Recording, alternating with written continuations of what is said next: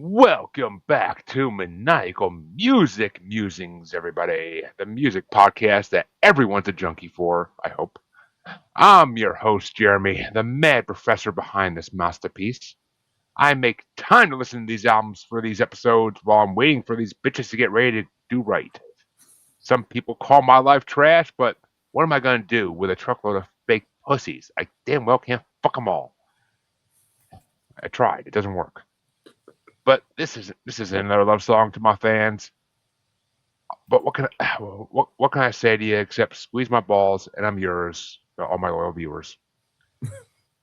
Now, as I might have said earlier, this isn't the Shaggy Show, but we do have a killer clown who took off his space paint for the night to join us. Ladies and gentlemen, let me introduce my co-host. He's regularly a human in repair who is known for doing the lazy boy dash when he returns from the Echo side.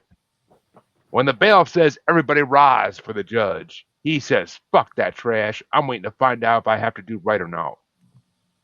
He was born in 1775. He's like 300 and something, but folks, he's still alive and here somehow. Ladies say his game is just plain terrible, but he has a player hair's degree. So he don't give no fucks as long as he has a bowl of Mama's goddamn hot chili. CJ motherfucking playing the music god himself. Hey, what's up? What's up? I had fun with that one. I had so much fun with that one, CJ. I can't tell you. I had so much fun writing that one. But welcome back, folks. We are here yet again for another week of talking about some good music. So he left out that I want my shit. You ain't gonna get your shit, so I left that out for reasons. But folks, we got a returning guest tonight, and one that hasn't been around for a couple years. But last time he was on, he brought a certain artist on and introduced me to a great artist called the Dirty Heads, and I just What? Yeah. You never heard the Dirty Heads?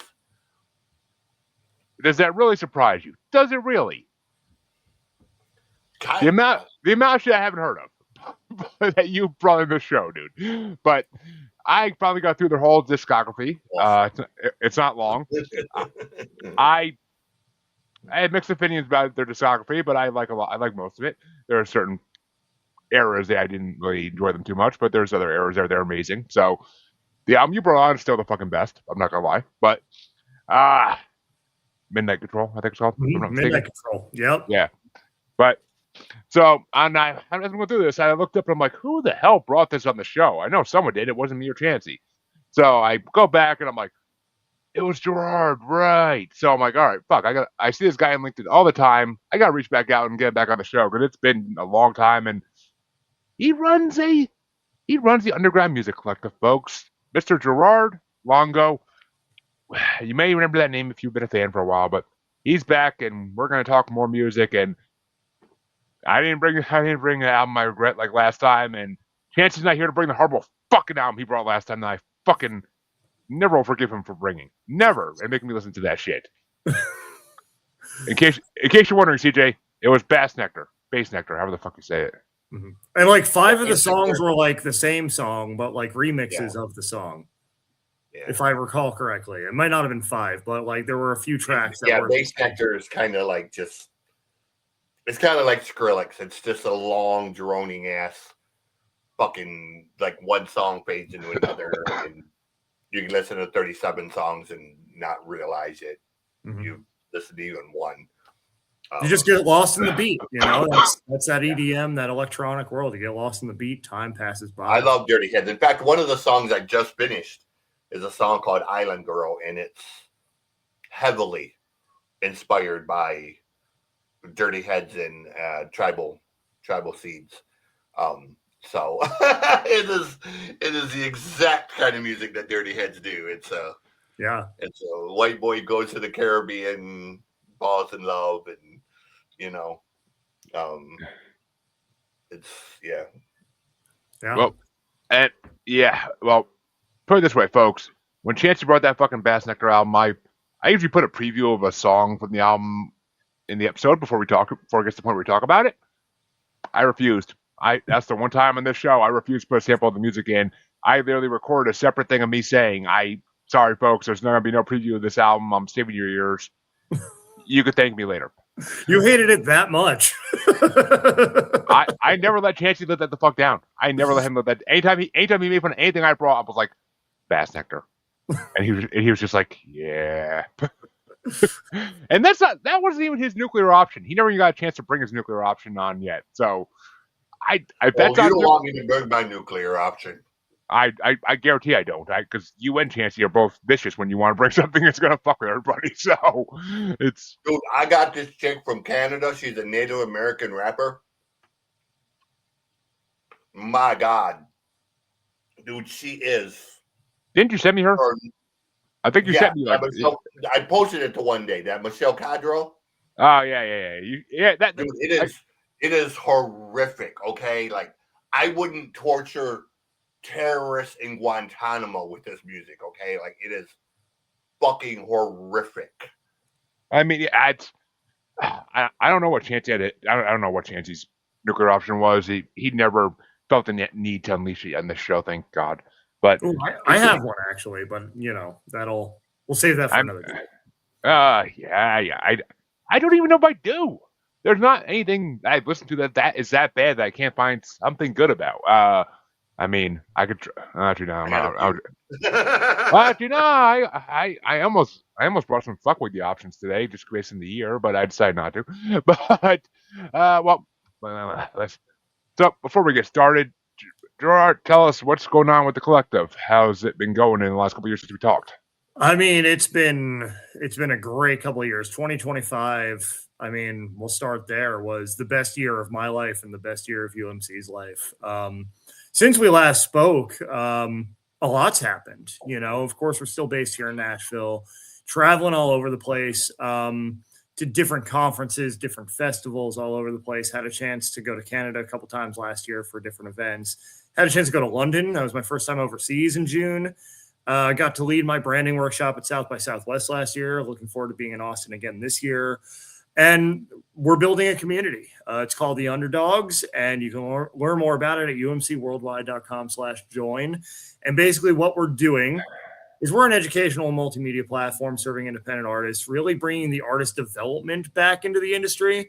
And so we're connecting our artists to each other, to opportunities, to resources, to help them make the thing go and help them build, as the artistpreneurs that they are, without all the industry gatekeeping getting in the way, helping them understand what it takes to holistically build a creative platform and then giving them the tools and the opportunities to do that. And it's not just what I love about what we're doing, especially in this era, is we're not just pontificating from the pulpit and then saying, okay, off you go.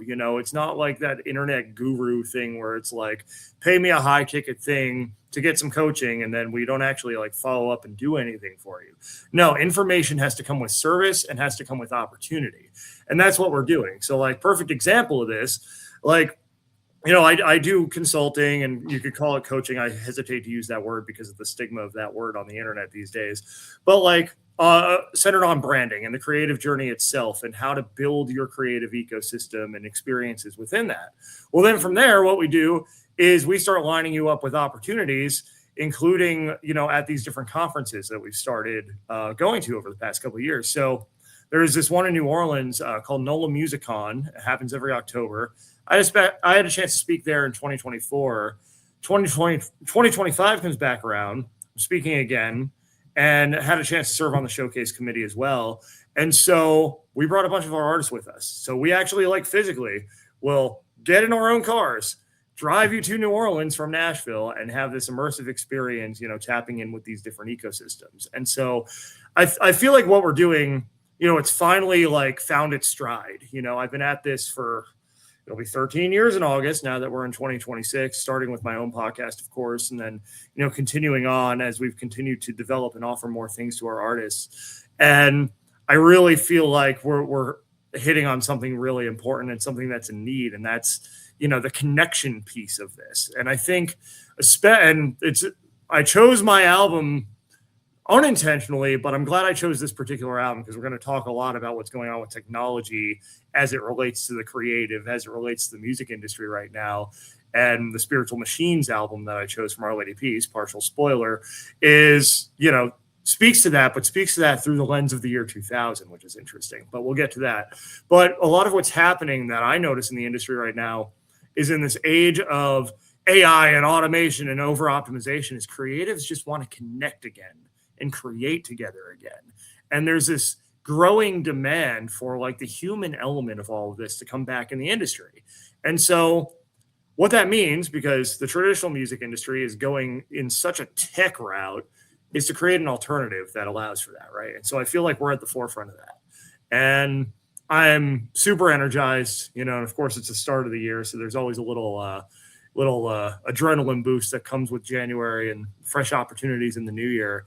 But I'm really excited for what we're going to be doing. We're already lining up some out of town opportunities for our artists this year, more to come, as well as here in Nashville. So some really exciting times, and it's all about helping them connect and get where they're trying to go. So that's us in a nutshell. Oh, there you go, folks. And yeah, definitely go check them out. You'll hear that site again at the end and in the description of the show. So plenty of opportunity for you to click on or write it down. Either way, and yeah, Gerard kind of gave away the album he brought, but that's all right. So yeah, why did you want to bring this one? Because I'll get to where I heard of them from, but it was only from one place, and it was nothing to do with anything on this album. Yeah. So, well, you'd asked me to choose an album, and I didn't want to do Dirty Heads again, right? So I'm like, well, my favorite band for a long time has been Our Lady Peace. Although I will say, I think I have favorites based on decade now. And I think Our Lady Peace was my favorite of the 2010s, right? Like that's when they became my favorite band for that time, right? And so I became a fan of theirs with the album after this one, which was Gravity in 2002. When I was in high school, heard Somewhere Out There on the radio and on the Box or MTV2 or whatever the music video channel du jour was at the time, back when those still existed on cable, RIP. And I just really gravitated toward this band. They had a song called Innocent on that Gravity album that really resonated with me. I, would soon after that album came out, have a brief but very winnable bout with cancer. And that song Innocent really struck a chord with me, still does. And then, of course, I go down the rabbit hole over the next several years, finally see this band live in 2012. They're my favorite at that point. I'm doing the deep dive all the way back into the catalog before Gravity. And so this album, Spiritual Machines, it marks the end of an era for Our Lady Peace. Because there were, back in the 90s, early 2000s, there was a much stronger, I guess, post-grunge sensibility in their sound. And Ray made his vocal style has changed over the years. And this is the last album of that first era where he was super erratic in his vocal delivery, and he's become, I think, more nuanced and, has matured, into his voice in different ways. And I love every era of this band, but I feel like this is the shining example of that early, post-grunge Canadian rock weirdness of the early days with the polish of the later days. I feel like it comes together really well on this album. And also, it's called Spiritual Machines. It's based off of The Age of Spiritual Machines by Ray Kurzweil, which is a book that made all these predictions about how technology would affect us in the decades to come. And as of 2022, when the band released Spiritual Machines 2, 86% of the predictions from that book had come true. And now it's talking about AI becoming sentient and actually having emotion and all the way into getting into the future where the Turing test is passed and our intelligence is increased 100-fold, escape velocity where we're actually going to be able to live for centuries and even millennia. All these predictions are now in the future, and they're touched on the Spiritual Machines 2 album. But earlier on Spiritual Machines 1, which was just Spiritual Machines at the time, it was kind of this juxtaposition between Kurzweil's predictions and Rain's reactions to them, right? And we'll get into the songs individually, but pretty much it was a call and response. You have throughout the album different voiceovers from Ray Kurzweil, which are excerpts of the book. And then the following track is a response to that, right? And it's really interesting to see how many of those predictions have come true, when you're talking about just how advanced technology has become. Some of them were not accurate, at least not in the time that Mr. Kurzweil thought they would be. But I think it makes for a very interesting discussion right now with AI being so prevalent in our lives and people having a lot of questions and concerns about AI, especially in our industry and any creative field. So I didn't choose it for that reason. I just chose it because I think it's a great album and one of their best and my favorite of that first era of the band. But then I thought, like, you know what, this is actually good because, lets us talk about some stuff that I think is pretty topical right now. Yeah, I'll say. I mean, I've said it before. I'll say it again. Idiocracy and Terminator, 2 documentaries about the future. But and I still stand by that because it seems like it's going to come true eventually. But there's some Skynet stuff going on right now. I'm definitely in that camp myself. I definitely have concerns about where this is all headed, especially as it relates to the music industry right now, because we're at a very pivotal point where creatives are concerned about being replaced. When YouTube is giving me recommendations of next song to play in, it's all fucking AI songs, which some of them are hilarious. I'm not gonna fucking lie, but the fact that most of them are AI songs to give me recommendations for, I'm like, are you fucking kidding me? Like, why is it giving me fake music when I can discover real music? Like, right. And it's becoming harder for me, it's not hard to tell the difference. Like I can tell pretty much straight off the rip if something was generated by AI because you could just feel this like plastic soullessness of it. But it's getting, I think, harder to filter it out. Right. And I think I compare it to when like social media really became like used in the widespread sense for business. And, everybody started having a Facebook account. Instagram started to come up. Right. We have these tools that nobody's regulated and our brains are not advanced enough to really know how to use or how they affect us yet. And I feel like it has with social media, that's going to level off eventually, but we're right in the mud of that right now, right? Where all of this is happening so fast. We're pretty much just told to like consume it and deal with it. And nobody's really like put enough pause into the equation yet to be like, okay, how can we maybe do this a little more responsibly? It's starting to happen. And I'm really excited that creatives are leading that charge, right? Back toward like our human selves. But we still have work to do because there are a lot of people like hard on the AI train. Let's AI everything to the nth degree. And then you have people in the opposite camp. And I think it'll be interesting to see how that develops and how our relationship with it develops over time. I think there's a place for the tools, but I think we need to power the tools. The tools cannot power us, if that makes sense. Well said, actually. I like that. But who am I gonna put first today? Fuck it, I'll go first today. So as I wanted to take care of something last. But yeah, I mean, when you said the album, I was like, Our Lady Peace. I haven't heard that name in 20 plus years. Because there's only one place I ever knew Our Lady Peace from, and that was WWF's Forcible Entry album when they did Chris Benoit's theme song. That's the only place I ever heard the name Our Lady Peace, and this album was not what I was expecting based on that one song of theirs I knew.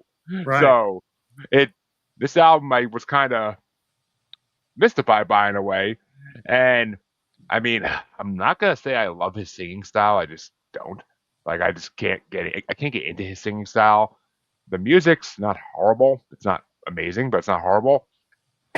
But what you were saying about now that you said that, this album makes a lot more sense because you kind of explained like the background of it and the spoken word parts.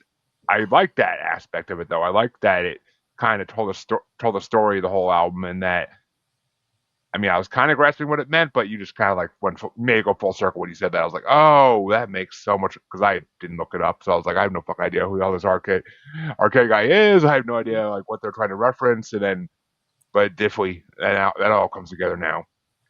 Now I gotta re-listen to the fucking album and really understand it better. It's a weird album without the context, I will say. Yeah. It's like, who is this guy talking? Like, when I first became a fan of theirs and first found out this album existed, I was like, why are like a third of the tracks like just this dude talking? And then I actually started digging in. I'm like, oh, that's actually pretty cool. But yeah, like at first blush, if you don't know the band, if you don't know the backstory of the album, if you don't know the book, any of it, like it's like, yeah, this is a pretty weird album. It was pretty strange, but I mean, I enjoyed the strangeness of it because it reminded me of there's a lot of symphonic metal artists who have done albums like that, concept albums where it's all based around one idea and there's spoken word parts in between parts of the album. Like I like that. Rappers do it too sometimes, and I like that part of albums, but I don't know. I couldn't get into their music style. I mean, it wasn't bad. There's so much worse I've heard on the show than them, so I don't want to like bash the fucking shit out of them.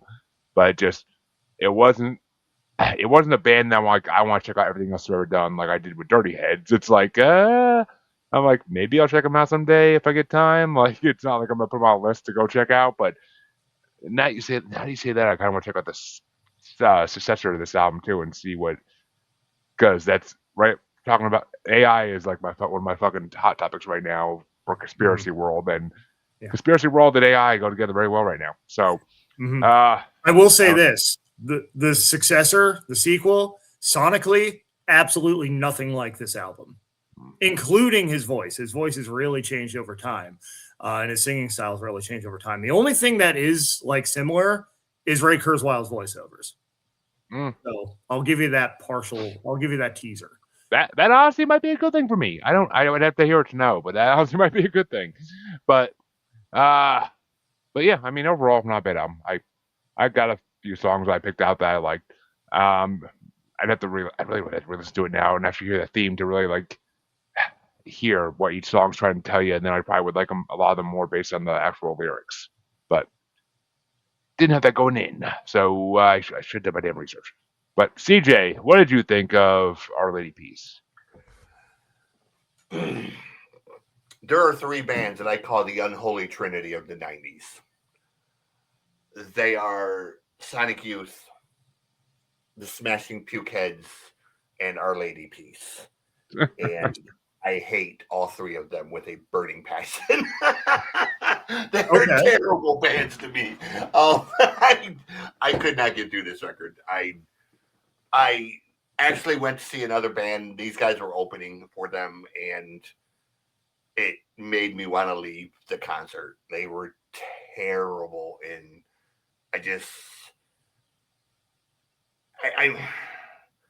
this is not my taste. Let me put it that way. If somebody likes it, that's perfectly fine. I'm not going to sit here and say, I never discourage anyone from listening to music, regardless of what it is. But they are one of the three bands from the 90s that I really just, now I will say of the three bands, they are the most listenable. Sonic Youth, if I had one wish in the world, it would be for their music just to be erased from existence. They are the most terrible band ever. And I cringe saying their name. The Smashing Pumpkins, I can't get over the fact that Billy just walks like a giant. He looks like a giant walking penis. He's got that bald head, man, and it's like, okay, who let Uncle Fester loose? I don't know. There's something about Billy Corgan that just bothers me. So I've never taken him seriously. Smashing Pumpkins are always either loved or hated. There's no in between for anybody. Yeah, like I've never heard anything from them that I liked. Now I'm not going to say they're the worst band ever. I've heard far worse, but they're kind of one of those bands from the 90s that I kind of avoided at all costs when, all my friends just went on and on about how great Siamese Dream was. And I heard like one song and was like, that's enough. I'm good. Thanks. Can we listen to something else? Like I said, this is not a band I like or enjoy. So I didn't write anything because I kind of just tuned them out, to be honest, when I was listening to it. Yeah. Okay. I don't mean that to sound mean or like rude or anything, because I try to be as constructive as possible, even when I don't like a band, but they're kind of one of them bands I really don't like. So, but I knew that going in. Like, soon as Jeremy, this is the choice, I was kind of like, it's one of those three. So, yeah, it's, I got a lot of friends that love them. Our Lady Peace and I Mother Earth both are well respected, and I've done a bunch of shows together, and they've toured together, and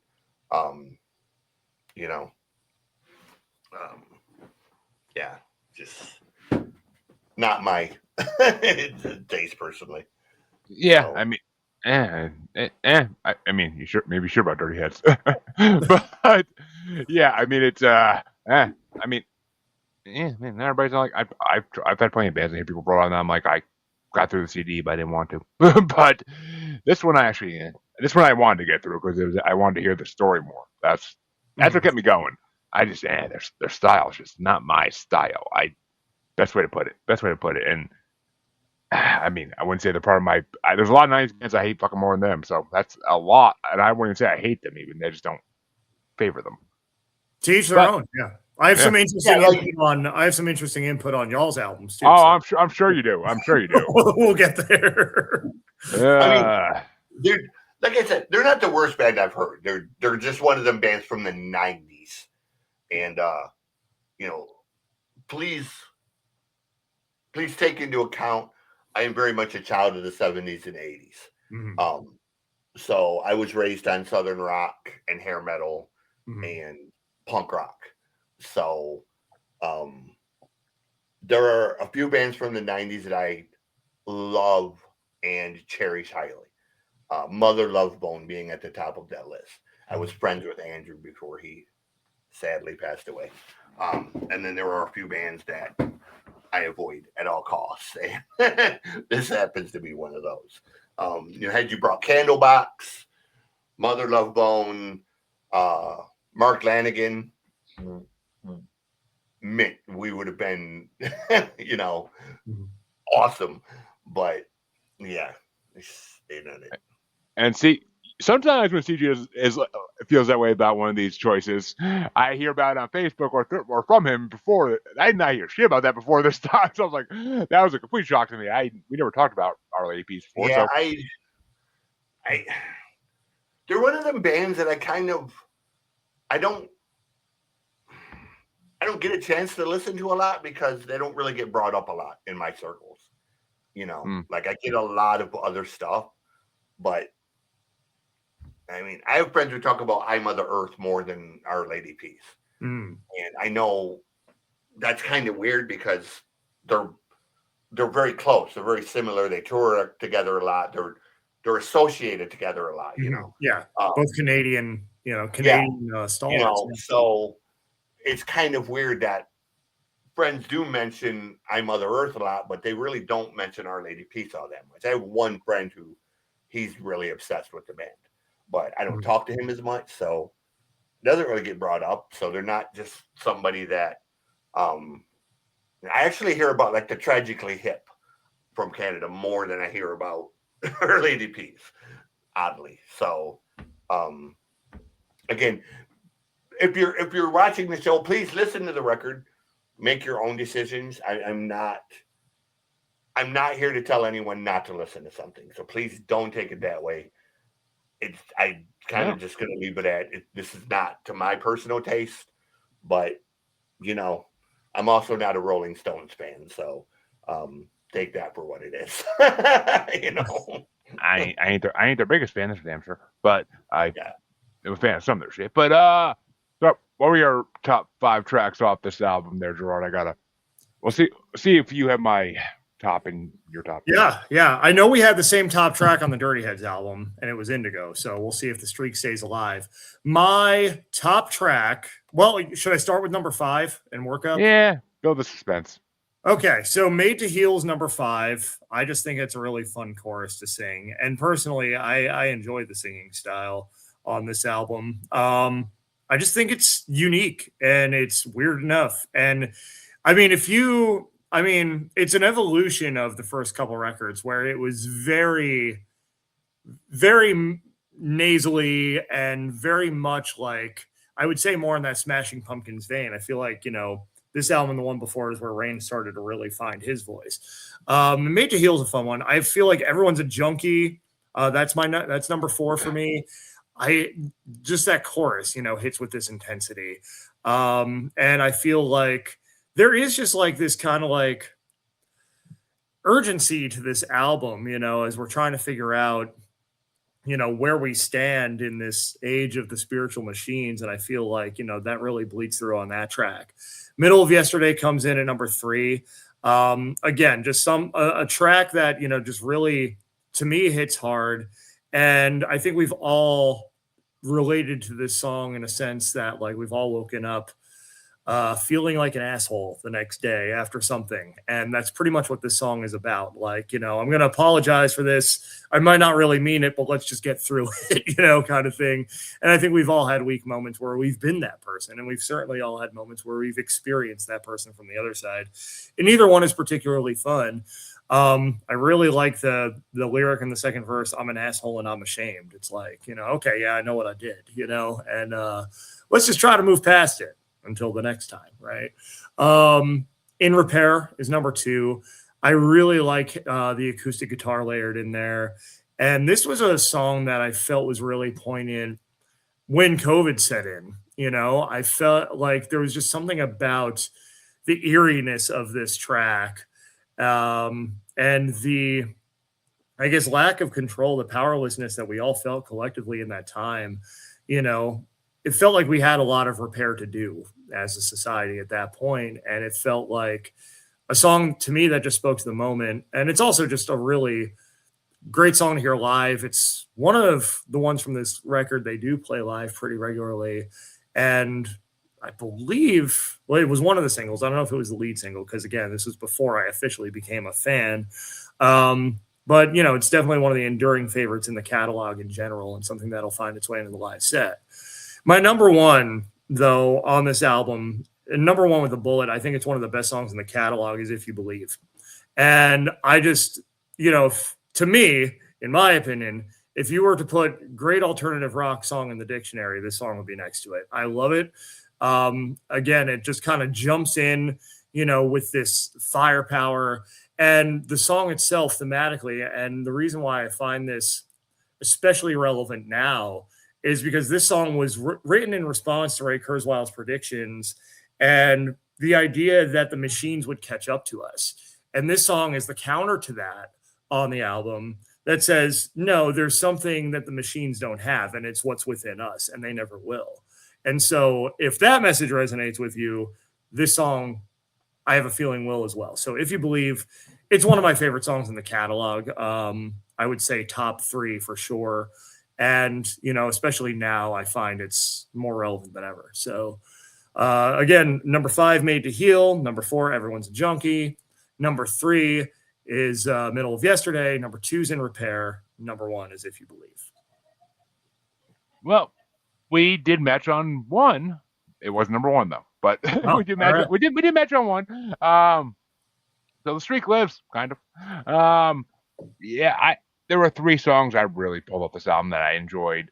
I guess I could have added that Heal song. I guess I could have added, Made to Heal. I did like that song. I just didn't put it on the list. It was a decent song, and the chorus was a little fun. And I did like the message behind it. I kept saying like I should put this on the list, but then I was just like, I don't know. But my number 3, which you actually didn't mention this one, so I'm kind of happy I did put on the list. My number 3 is Are You Sad? Because I like the way it builds up like towards the end. Like I like the way it like it kind of crescendos the whole song to like come together at the end and sound bombastic, and freaking that's a decent song. So, and I didn't think I was gonna like it because it was so slow in the beginning, and then like once I'm like maybe it's one of those songs that'll build, and I wasn't disappointed. So okay, it worked. And then the one we matched on, my number 2 is In Repair. That was a really good song. I really like the message behind that song, so I was like, that's got to go on the list. It would have been number 1, but Everyone's a Junkie had to be number 1 because that song was fun as fuck. Like that's the song I took away from this is that because that song is really fun, and everyone is a junkie of something. So it's realistic. It's a realistic thing because everybody's a junkie to something in this world. Doesn't have to be doesn't have to be considered a drug. Everybody's a junkie to something.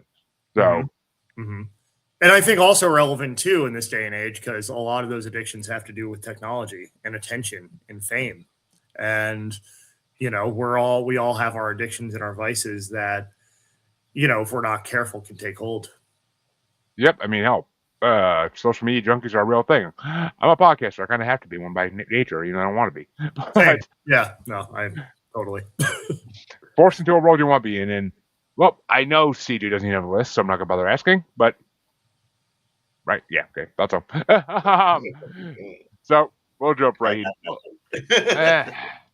It's not like it's a regular thing, so it doesn't bother me. But I've had albums where I didn't want to even do a list, so I don't blame you.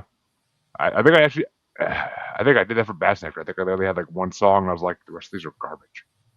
But I guess we can go into my album I wanted to bring, which. Well, let me say this first. I saw the year.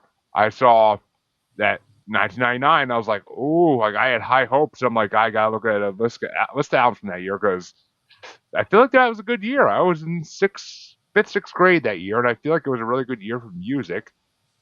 It was when I was in fifth, sixth grade, apparently, because of all the options I could have brought, about 85% of them were pop and either boy bands or girl groups. So I was like, hey, nothing wrong with that. You give me Backstreet Boys Millennium, I'll give you 5 tracks. Let me tell you. You almost got Backstreet Boys Millennium, and you almost got Smash Mouth's Astro Joy.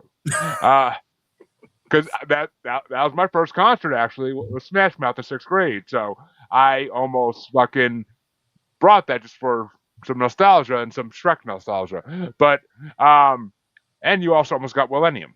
But by the way, speaking of Will Smith, he released an album last year. It's good. I don't care what anyone says. I will die on that hill. It got put on CJ's top 30 list. So it was that. Yep, Rave in the Wasteland is a banger. There are a lot of bangers. The whole record is. I'm so sick of people hating on Will Smith because he's Will Smith. That is a good record. I don't care what anyone says. I will die on that hill. You know what? I don't. Here's the thing about music. I don't hate people for what they do. Mm-hmm. I hear so much garbage about, let's say, Pitbull. Oh, all Pitbull does is club music. Yep. And he gets paid $1 million a show for it, and he's amazing at it. You may not like what Pitbull does, but Pitbull. Oh, he's a party starter. Party starter. Those are bangers, okay? You go to any club and throw on Pitbull, that floor is going to jump. That Will Smith record, I wasn't expecting a lot from it because Will's kind of been, over the years.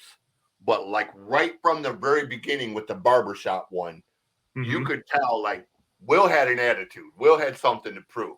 Mm-hmm. Will was like, okay, let me show y'all something. And he went all in on that record. Man. I mean, he straight was like, y'all saw what he did to Chris Rock?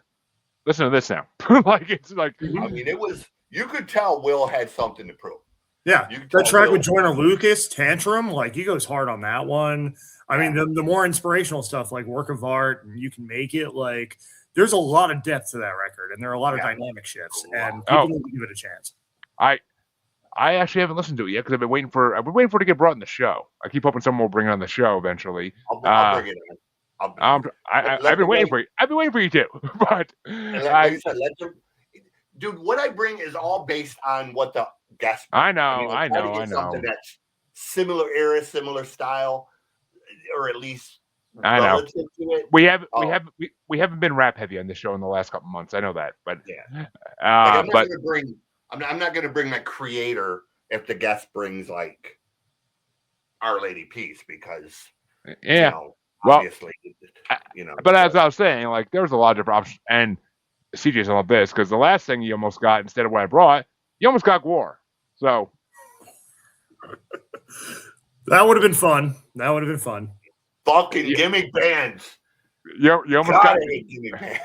you almost got War, but then I saw this album. And I'm like, thank you for bringing this one. I'm like this is missing from my set. I'm like I brought a lot of these on, and some other people I brought a couple on, but I'm like this is one of the two missing from, or two or three missing from the first set. I'm like, oh, I'm like I have to. I'm like I said CJ, I'm like it's 1999. I gotta bring it. I can't fucking say anything else. And yeah, that's right, folks. We just did them a couple weeks ago or a month ago or so, but still, I had to bring it back for this because it's 99. So. Insane Clown Posse's amazing brothers. Yeah, I had to drop my fucking ace up my sleeve and bring fucking one of the best rap albums ever made. It was debatably one of ICP's best albums from the original Joker card set. Debatably, the album before it is the one's debated against all time, and I don't think this is the best one, but that's my opinion. There's a lot of juggalos who think otherwise, but I've been debating on it, and it's not a fun fight because it's hard. It's really close, but I think Great Malenko slightly overtakes Jeckel Brothers, but that's my opinion. But this album, I fucking love.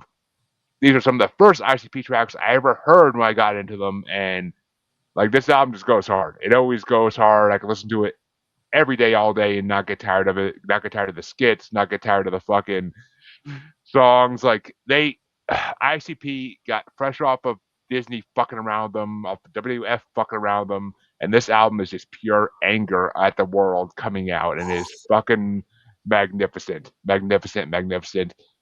You all know how much I love ICP, so I ain't gonna go down that road, and y'all know their history because I've talked about it enough, so I don't need to go down that road. So I just want to hear what our guest saw because I gave him fucking Cottonmouth Kings last time, and not even one of their good albums, one of their shitty albums, in my opinion. But and I enjoyed it way more than I thought I would. I will say that one. Yeah. My Garden, like we said before the show, like that's on my summer playlist. It was my favorite song on that record. I still got to bring Crown Royal from Cottonmouth on here. Oh, there's a lot of Cottonmouth albums I haven't brought yet. So yeah, we got plenty of them to go through. I think they have like 20, but yeah. Anyway, this though, okay. So I'm gonna preface this by saying a couple things. First of all, I've never met a juggalo I didn't like. Juggalos have been among the kindest people I've ever met, pretty much universally across the board. I used to do a lot of backyard wrestling as a teenager, and everybody was a juggalo, and everybody was always very kind and welcoming. And I appreciate that community. Also, I can appreciate ICP for the fact that they did and continue to do exactly what I tell artists to do, which is build your own thing, find your audience, and connect with them. And then you don't need all this industry stuff, right? Like build it organically. Like they have the Gathering. I actually want to go to the Gathering one year just to experience it, even though I'm not, and you'll find out, I'm not at all into this music at all. Like I want to experience that because like, I think there's something to be learned from it. And again, y'all are fun people, juggalos. Like I love y'all. Thank you for being so welcoming whenever we've run into each other. With all the niceties out of the way, for the most part, this album makes Fred Durst look like William Shakespeare. Okay, like I gotta be honest. They're like 80% of this album was a struggle for me. I will be completely honest with you. However, there are some sneaky good like storytelling spots that we'll get into, and some of the skits are pretty funny. My number one track is you'll see what it is in a second, but like this was a rough listen for me. I'm not gonna lie. Like I'm just not into it. Like I don't get it, I guess, to the level that like the diehards and the juggalos really do. However, I absolutely appreciate what they've built for themselves. I appreciate that they don't really care what you think about it, whether you love it or hate it. And I appreciate that people have really just like latched on to this group over decades now, to where the Gathering every year, where is that, in Iowa or somewhere?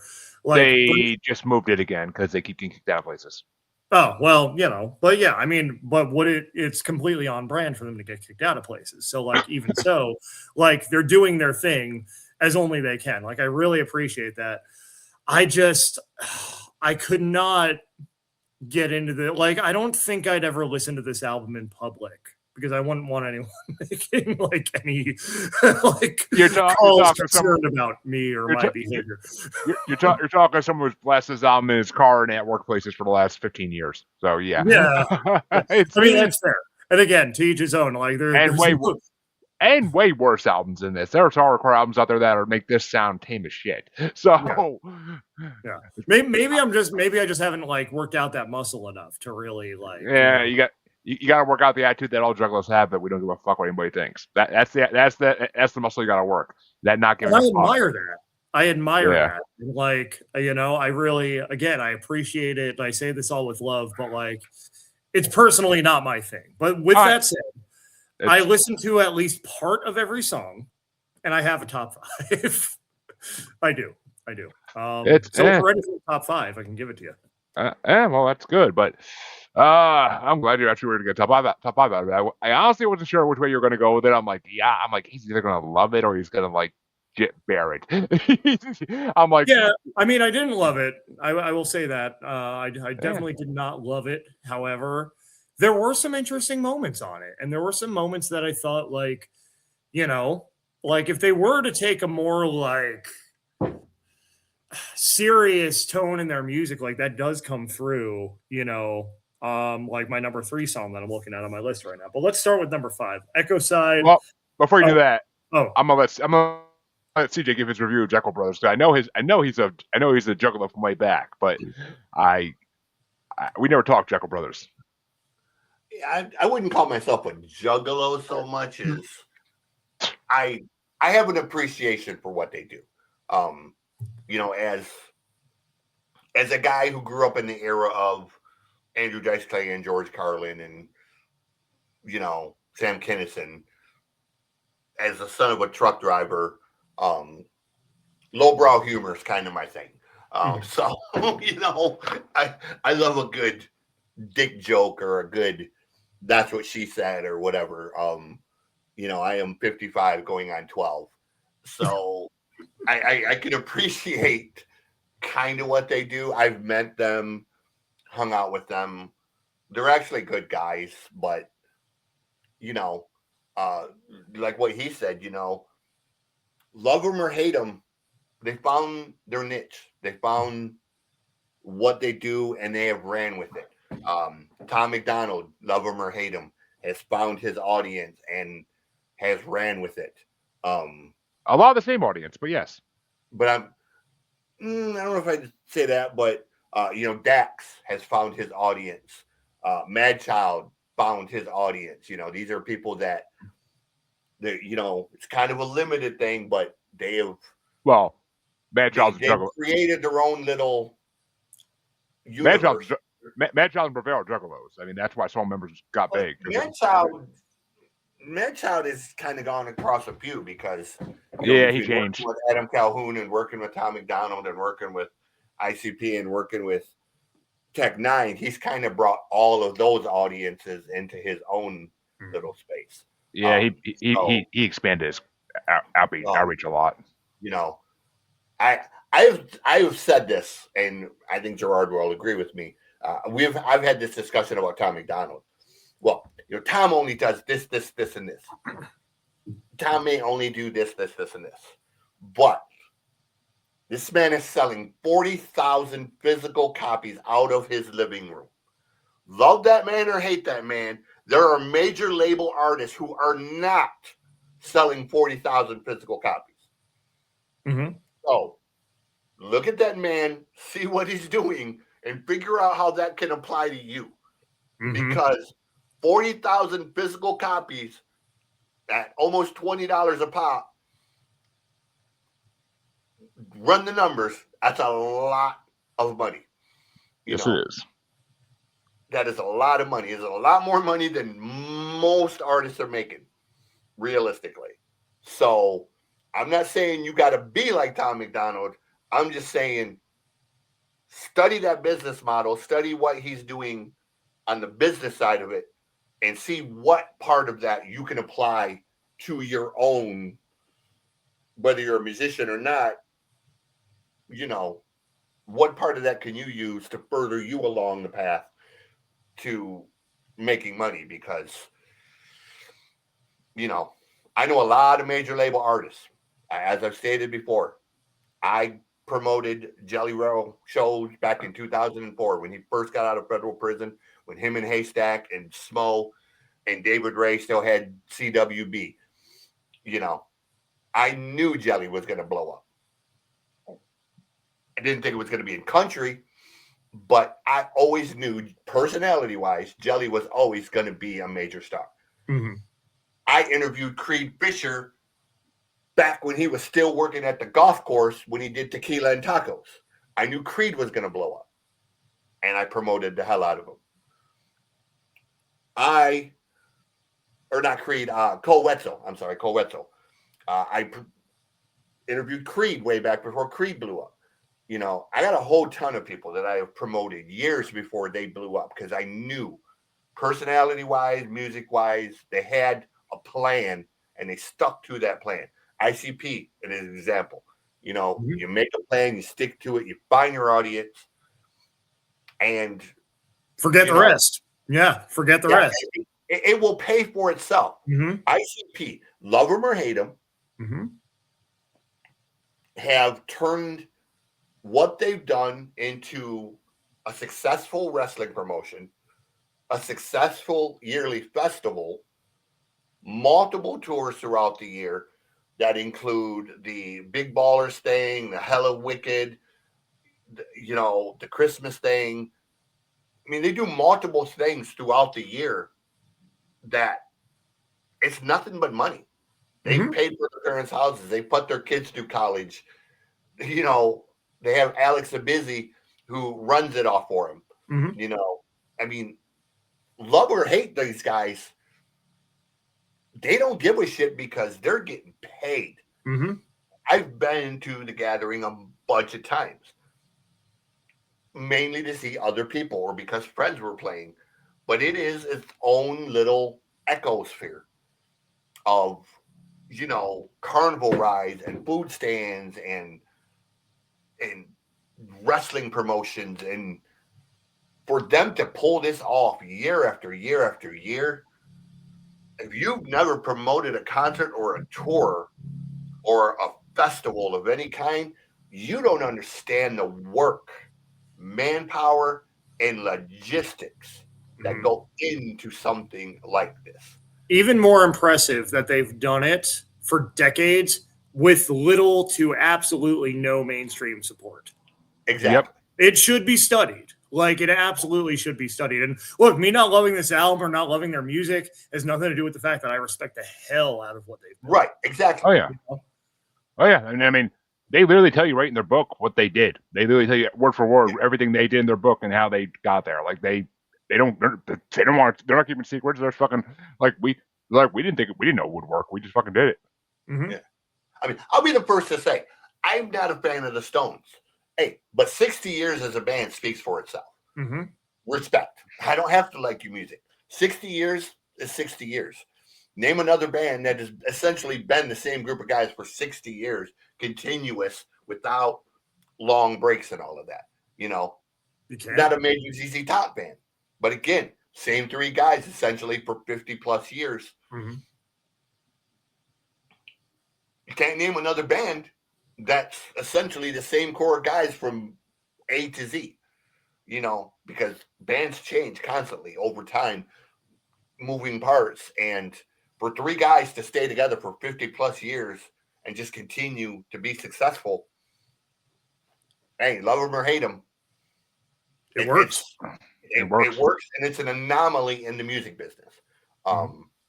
You don't see it that often. You really don't. Loyalty in the music business is very, very hard to come by. Mm-hmm.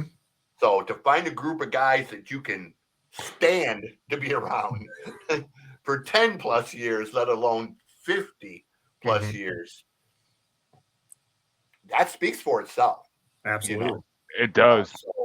But this is what I got to say to ICP, ZZ Top, Stones, AC/DC, even Taylor Swift. Look, I'm not a fan of Taylor Swift, but you know what? I'm not selling out billion-dollar tours. So hey, kudos. Mhm. Until I sell out a billion-dollar tour, I'll sit over here in my little home studio and I'll shut the fuck up. Well, that's simple. what did you think of Jeckel Brothers, CJ? I like this record. It's kind of kooky and fun.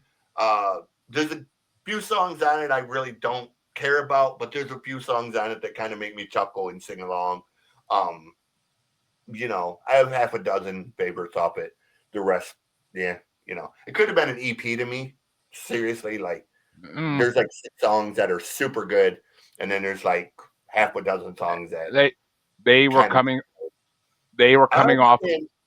They were coming off of almost going mainstream. This is right after they almost went mainstream because Disney almost had them going mainstream. And but to me, this could have been Tunnel of Love Part 2 had they kept the good songs and. I see. There's not many I would take off this though, because they all and what it leads to next is a whole nother story. So it leads to the end, and that's what this album does. Is like releases the anger and get you ready for the end. It's kind of like that final breath before like you start to die. Like that's kind of what it is. But I had 3 honorable mentions for it. I'll go through as fast as I can. My first honorable mention is the Shaggy Show. One of the funniest fucking songs they've ever done. Not even really a song as much as just a skit, but the freaking ads in that are some of the funniest ads you ever hear in your life. Player haters agree. I fucking love that shit. And Mama's goddamn hot chili.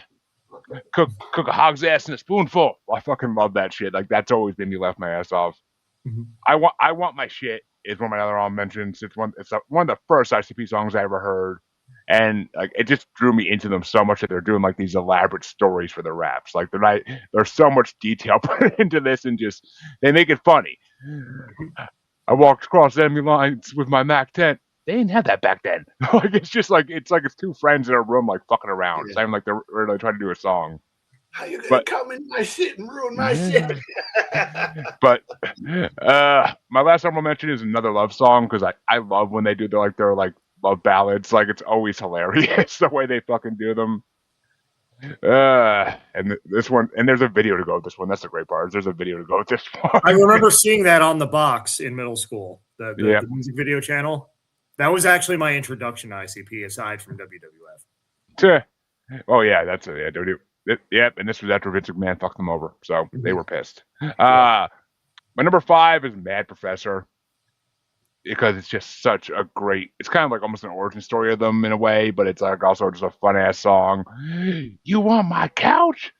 Motherfucker, you can't have my couch. Like it's like Jay is hilarious when he back in those days when he wanted to be. He was hilarious. I had a friend in college who he was a juggalo when he was younger, but he like almost hated ICP when I met him. And like he was like, you can only play ICP if you play this album and this song. If you play Mad Professor, I will listen to it. Anything else, I'm turning it the fuck off. But my number 4 is Bitches, because Old Dirty Bastard. Like, what else do I need to say? It's Old Dirty Bastard. ODB, and I mean, it's also one of my first songs I ever heard by them, so I fucking love it. And the skit at the end of it is just fucking hilarious. What am I gonna do with a truckload of fake pussies? Like it's just it hadn't been left for 20 fucking years. I fucking love that shit. My number 3 is terrible.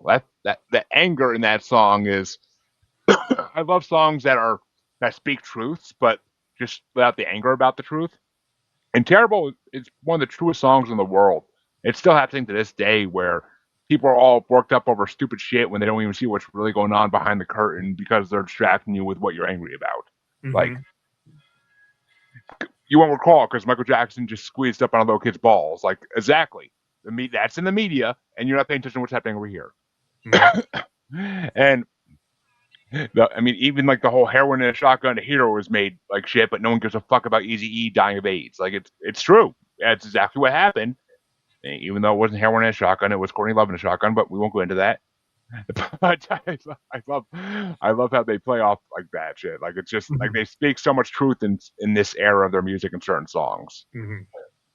My number 2 is Everybody Rise, because it's kind of like it's them literally just trying to gather the Juggalos before the final album comes out. Like that's what it was. Was just it's time. Like it's time to fucking take action and get where you need to be for this shit. Like it's shit's happening.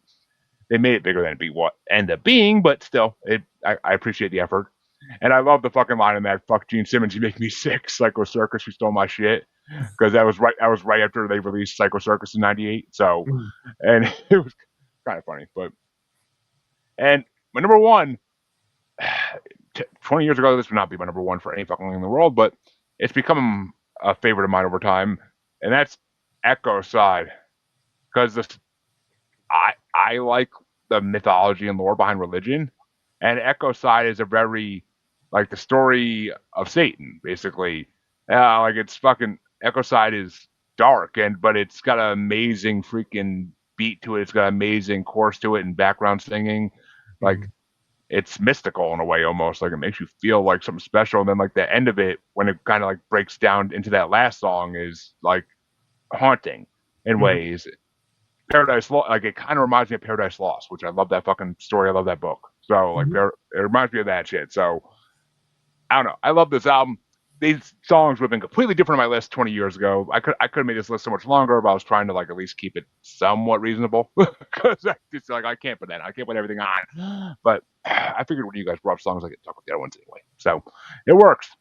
But all right, now Gerard, I'm done here. Your top 5. The ones you could deal with. Yeah. Well, your number 1 is my number 5, Echo Side, for the same reasons. I felt the imagery there was really strong. And like, this is one of the moments where it's like, underneath the whole, like, shock and awe and psychopathic clown thing, like there's some storytelling ability here.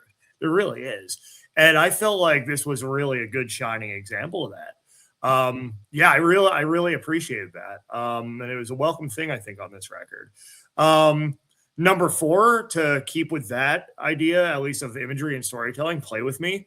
I felt like that's it's such an interesting take. Like, it's just this toy that a kid just throws away in a box and doesn't think about after playing with it for 5 minutes, which is the exact reason why my nieces and nephew get experiences for holidays and not gifts, because the gift is going to get thrown somewhere. The experience they'll remember forever. My niece still remembers Crayola Factory when she was 5. She's 16 now.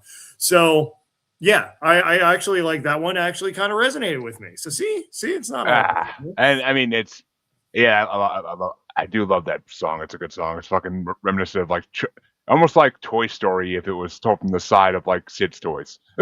Yeah. I thought it was very clever, that and Echo Side.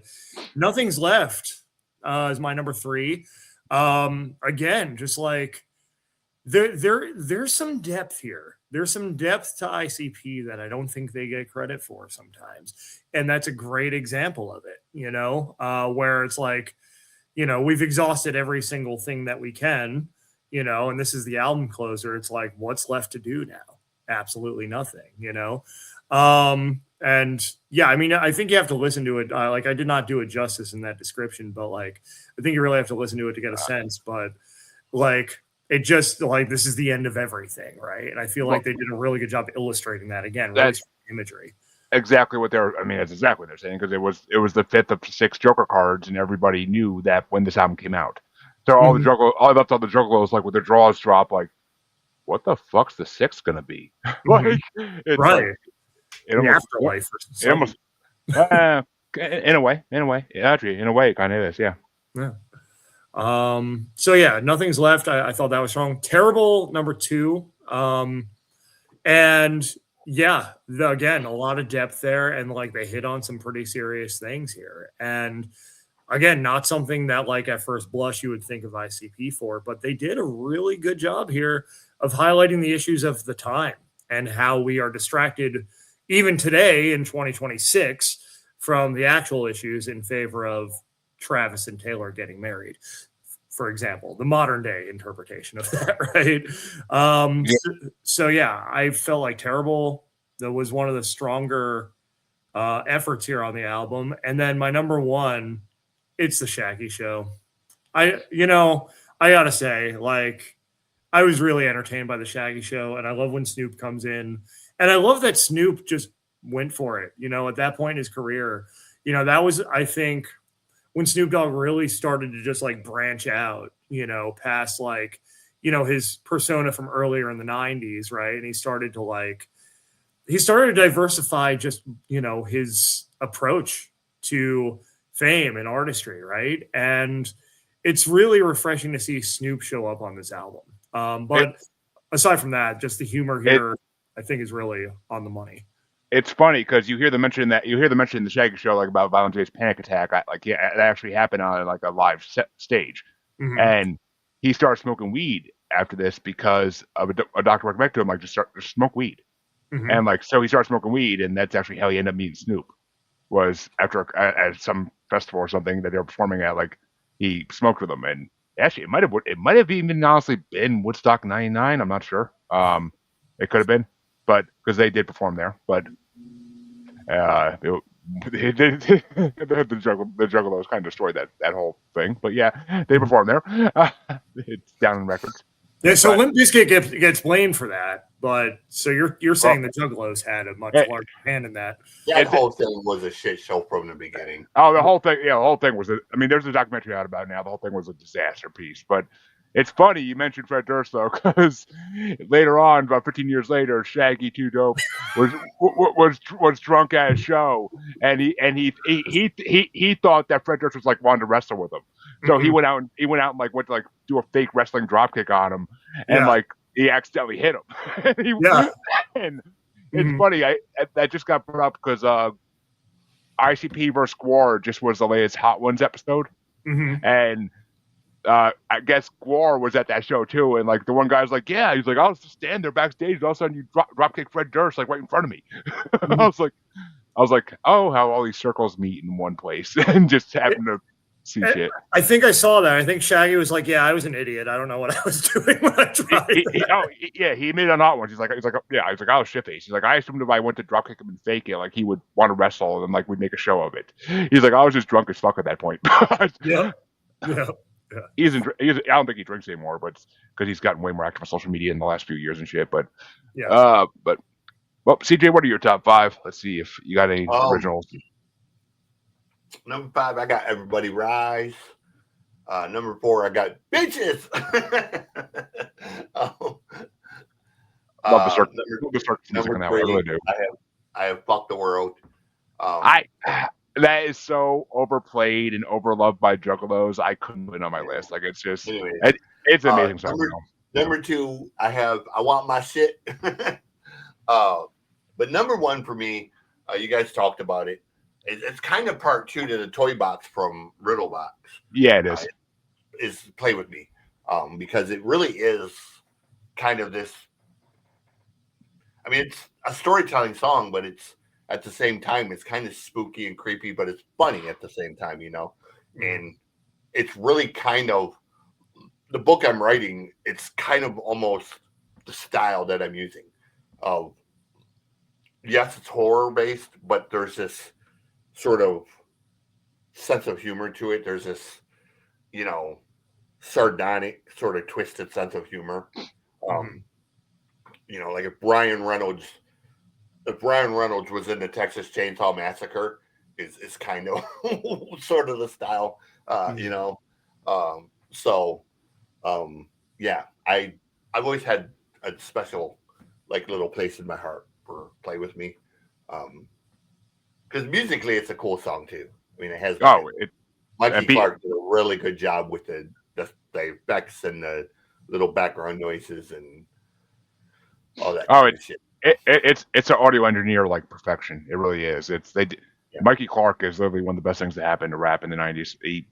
All the shit he did was amazing. But I know you're waiting for it, CJ, because you've been talking about this band forever. So what album did you want to bring? This is a band. My friends drugged me to see 311. Now, I'm not a fan of 311. I appreciate the style they do, but just not a fan of 311. And no idea who the opening band was. So we got in there. We were about 4th row back, and they walked out. And it was this tall, skinny, lanky white dude. And he said, "My name is Jimmy Ha, and this is Jimmy's Chicken Shack." And I thought, okay, cool name. weird name for a band, and they proceeded for 45 minutes to just wreck the fucking joint. The second behind Fishbone, the most energetic band that I had ever seen live. Made 311 sound like complete fucking amateurs. I didn't even give a shit about 311 after seeing Jimmy's Chicken Shack. They were so much fun. They had just released this record. It was their second record. So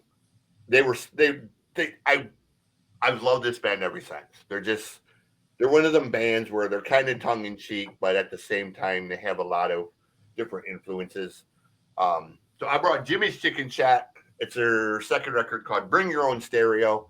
Their first record is called Pushing the Salmonella Envelope, if you want to check that one out. And I got newer ones too. They kind of took a break for a while, but they came back, and I think they did one 2024, I think was their last one. But yeah, a little bit of funk, a little bit of reggae, a little bit of modern rock. It's kind of this prego style mix of rock, there's a little bit of everything in there. So yeah, but just a fun band. I mean, well, before I get into my opinion, what did you think of them, Gerard? I was pleasantly surprised by how much I enjoyed this record. So the only song of theirs that I knew was Do Right, again, because of the music video channels back in the late 90s, early 2000s. But I didn't even remember, I hadn't heard that song in easily a couple decades, right? Yeah. Until the other night when I listened to this, and the style fusion that this band employs is really impressive, and I was not expecting it throughout the course of the record. Sometimes it feels a little chaotic to me, it feels, I don't quite want to use the word disjointed, but certain songs might not make sense next to certain other songs. However, it's another situation where I can respect them doing their own thing, and it was early in their career before they really had that sense of polish and cohesion that a lot of bands will develop, which also sometimes happens to the chagrin of the fans who've been there from the beginning, right?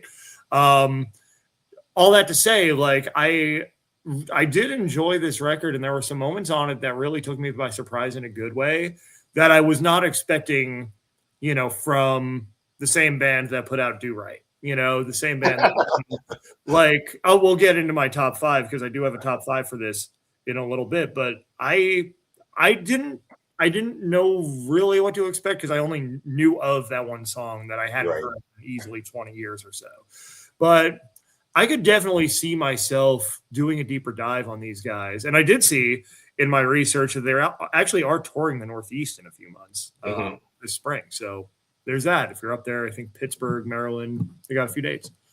Yeah, they're from Baltimore, so they stay a lot around Baltimore, Pittsburgh, New York City, the East Coast type of thing. They'll venture out to Colorado on occasion. They kind of do a lot of the same stuff that Cottonmouth Kings and Cypress Hill does. They're kind of stoner. But their first record had 2 or 3 hits on it. They had High, and they had they were Spiderwebs, and then there was a third one off the first record that was pretty popular as well. But fun band. I mean, they shocked me. I didn't know who they were when I went to that show, and I was a major fan afterwards. I went out and bought both records immediately because they were just no idea what to expect when he said, this is Jimmy's Chicken Shack. And you're it's kind of a weird name for a band, right? It's funny, but it's, I didn't know if I was going to get Chicken Pickin' Country or if it was going to be Weird Al type of shit or what. But like I said, for 45 minutes, man, they didn't stop moving. They just, it was pure chaos almost, really. I mean, they were just so much fun. And I was I would. Yeah. the amount of times CJ has mentioned this band on the show is beyond belief. I So love these guys, dude. They're I'm surprised it took them this long to bring it on, honestly. But I didn't. I mean, I didn't know what the hell to expect going into it because I never heard of them. Even I never heard any song they did. I think their hits were before my time, really, before I got into music. But I I went into it. I'm like, okay, so this is kind of like this. Definitely is Cottonmouth Kings style in a way. I'm like, it's a little bit. the way that I mean, but Cottonmouth Kings doesn't mix genres like this. They just do different genres in each song. They don't mix them like that with this kind of perfection. So I mean, I kind of dug it.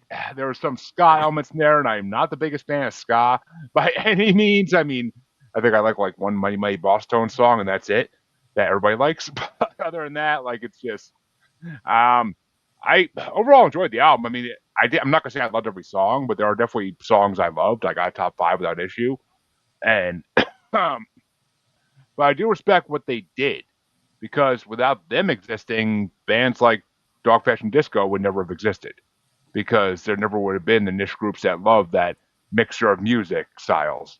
And I mean, they walked so Dog Fashion Disco could run with it and perfect it, but because no, I mean nobody does acid jazz fusion like Dog Fashion Disco, but it's I enjoyed it.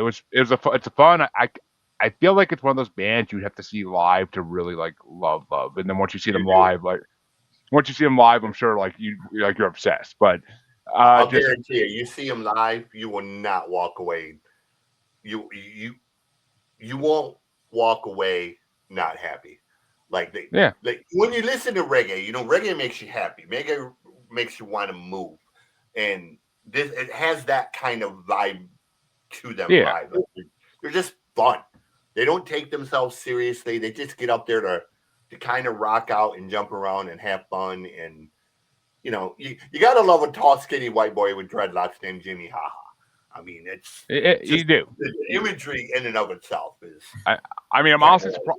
I'm honestly surprised they never performed at the Gathering. Like, I never seen them on one of the lists of like people who performed Actually, I past think year. they did. I think they May- did perform once at the Maybe, Gathering. maybe I even did see their name on like a list and just didn't like register. I didn't never heard of them, so I was like, I mean, they never blew up huge. They had a couple songs that were, yeah.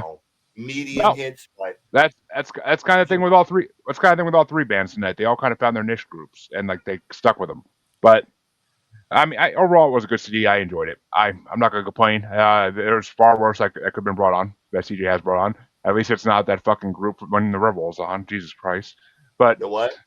that group you brought on when the Rebel was on. Like, oh Clear Static. yeah. At least it wasn't clear stack. Oh God, but that's almost as bad as bass sector. You never limit it down, Chansey. You never limit it down. You're gonna come back one day, hear all these episodes, and you're gonna be like, "You still talking about that?" I'm like, "Yeah, I'm fucking him." So, but what were your top 5, Bob, CJ? Spiraling was number 5. Let's Get Flat. I really like that song because it's kind of mellow. It goes between like that the mellow verse and then the chorus kicks up just a little bit, then it comes back down. Number 3 is Lazy Boy Dash. Number two, I would love to hear them and ICP do a remix of this song. It's the song Trash. You're calling me trash. Like, you can just hear Violent J on this song talking some shit about somebody's mama. But number 1, the song that live, it was so much fun. It's a song Do Right. I mean, it's just one of those songs, I always stay out late. I never, and it See, just had that I knew bouncy. I knew the song when I heard it. I just never knew who sang it. Like it's one of those songs in the '90s that like you never know the singer. You never knew the artist. You just heard it on the radio. Mm-hmm. It's a fun live song, dude. Everybody was just kind of like pogo into it, and it's got that start stop bouncy vibe to it. And when I think it was about the fourth or fifth song they played, and when they started playing it, everybody went crazy, and it was just like, yeah, these guys are fun. It's just you can't deny that these guys were a great live band. Every single member of the band was expert at their instrument. You know, the bass player was probably the best of them all. Like their bass player was so good. And like I said, next to Fishbone, the most energetic band I've ever seen. And I won't call Fishbone energetic. Fishbone was just pure fucking chaos. Have you seen Green Jelly live? Bro, believe me when I say Fishbone was fucking pure chaos. Okay. I mean, Green Jelly throws out fucking shit people to wear and run into each other, for God's sake. I understand, dude, but I don't know if you know anything about Fishbone. Not at Fishbone does like 314 styles in one song. They're like jazz, funk, avant-garde, reggae, blues, whatever. And they are like, their shows are just absolute chaos. Bodies everywhere, shit getting thrown. I mean, I was so exhausted after the Fishbone show, I couldn't drive home. I drove down the street to a 7-Eleven and I fell asleep in the front seat of the car because I was just physically exhausted from that show. I mean, it was just chaos. Good chaos. Not in a bad way, but it's just one of them shows where there was not a body in that place that was not just, you know, I mean, it was nuts, bro. And,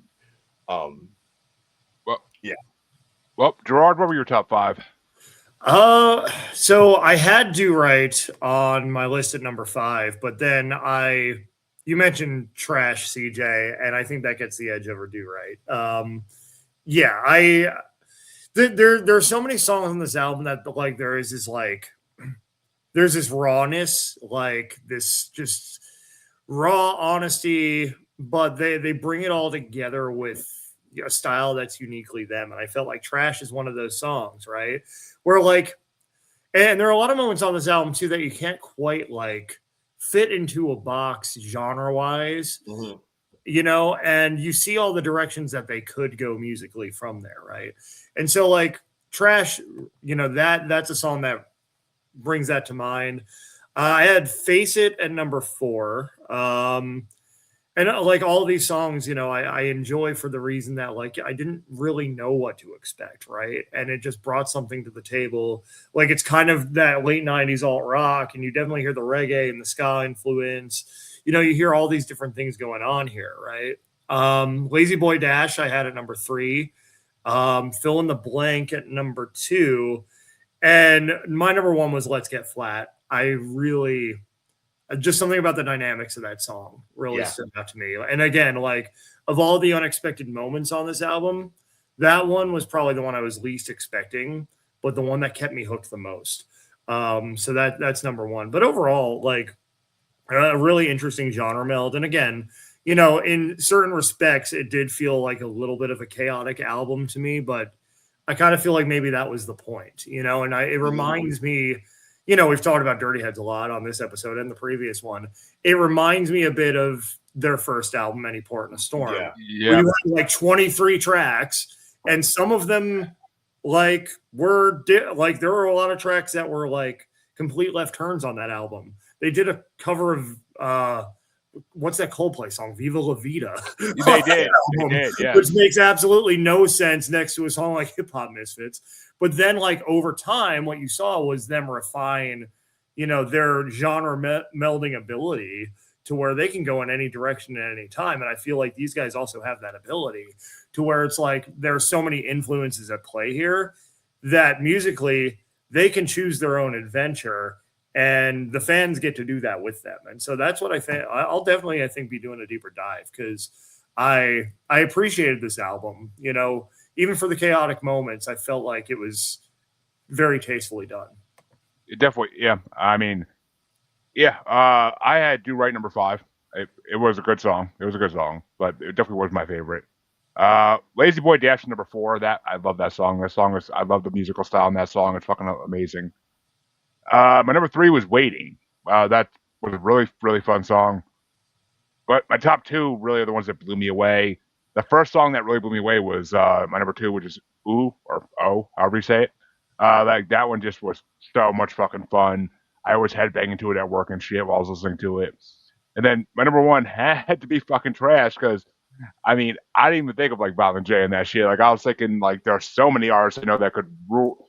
Like put fucking Yeah. Hobson, put Hobson on this fucking That's what I'm track with saying. them. Just any kind of rapper like that, like they could just do something that was, Nems. Nems is somebody that would have a because Yeah, Nems of is course. one of the most disrespectful rappers I've ever I seen. mean, But shit, put King Gordy on this fucking record on that track and fucking like King Gordy, let him yeah, destroy it. that's what I'm saying. Like, There's a lot, but I they're mean, they're it just fun, and. that's what they should do for the 20th anniversary of this. Oh, okay, that already passed, I think. But like the 30th anniversary, they should just have like all these rappers on as like a bonus track. But There are bands that you listen to for serious times. There are bands you listen to for a message. There are bands you listen to for this reason or that. And then there's those bands you just listen to just kind of just have fun and not take it exactly, serious. And this is one of those bands. Like this is, you know, I got tons of playlists. Music to chill to, music to rock out to, music to sleep to. This is one of those bands to rock out to. it is. Yeah, it really is. I could see that. But Midnight Control is. I got half of that on my sleep list because it's just chill and life's been good. Heavy Water, Midnight Control. yep. They're Oh, great life, songs, but you can listen to them while you're just kind of laying life's there and sing along to them. life's been good. It's one of my favorite driving songs. Like it really is. It's just so like relaxing and like fun. But well, folks, we talked about 3 albums, and I'm getting yelled at to go. I'm getting yelled at to go be a daddy. So, Gerard, where can they find you, and where can they find your collective? UMCworldwide.com is our central hub for all things independent music creativity, community, and more. And UMC Worldwide on most of the socials. There's one that's still UMC Nashville, and I don't remember which one it is, but it's not Facebook and it's not Instagram. It might be TikTok. But then again, I'm looking for somebody to do TikTok because I hate TikTok and don't want to do it. So I got rid of it years ago. Yep. UMCworldwide.com. That'll take you everywhere you need to go. Yeah, I got rid of TikTok years ago. It was just too much work uploading videos. But CJ, where can they find you? I am all over the place. Website is musicgodcjplain.rocks. We're still adding stuff to it. We're going to have a section for the book soon. We're going to add the music section because I've got various songs done that, we're going to start dropping. There's a white boy reggae one. There's a cell dweller type one. There's a country one. And there is a hip hop and metal one that, we did 4 completely different directions. So we're going to put those on there. And the podcasts are coming back. The Loud List, we're going to kick that back off again here and start doing the top 10 lists that rock. So those will be in all the usual places to check out. And folks, and you can find. Oh, yeah, Facebook, TikTok, all of that. I'm on all of those too. Is Music on CJ Plain. So, yeah. Sorry. It's all good. And folks, you can find both your musers on Facebook as Squatchy Largefoot, on X and the Gram as that Juggalo Bastard, and the best place always is YouTube. Banana Music Musings, everything's on YouTube. Everything. You could actually I couldn't find it, but I'm pretty sure you could see Gerard's original episode on YouTube if you look. I know it's on all the podcatchers because that's how I found it, but it should be on YouTube too. I don't know why it wouldn't be, unless they're limiting how many videos I can have, which I don't think they do that, but I don't know. Fucking YouTube. But come back next week and see what's going on and see who we have and see what albums we're talking about. I don't know yet for the album, so we'll see. And come back a week from Saturday. Well, it doesn't really matter for that because this will release way after that. But we'll see you next time, folks. We want to thank Gerard for coming on. It's always fun to have him on. And maybe you'll be seeing some other faces from UMC on here in the coming months. But have a good one, everybody. We'll see you next time.